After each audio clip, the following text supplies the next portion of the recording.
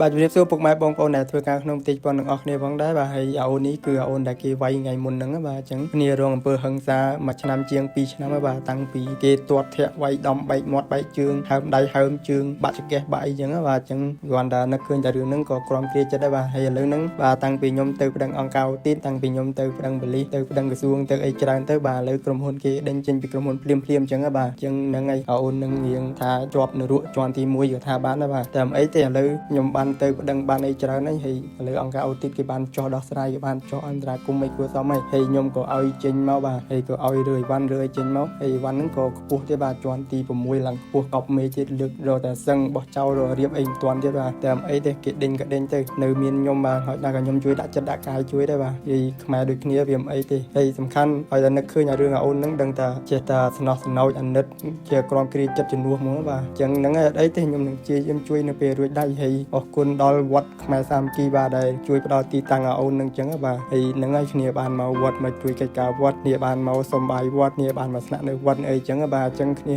រៀងមានសុខភាពល្អជាងមុនរៀងមានសតិអារម្មណ៍អីមកវិញអញ្ចឹងបាទហ្នឹងហើយយើងមកស្រុកនេះវាឆ្ងាយពីគ្រួសារបាទមានតែយើងឲ្យខ្លាំងរឹងមាំខ្លួនឯងហើយតស៊ូពូពៀដើម្បីយើងទៅ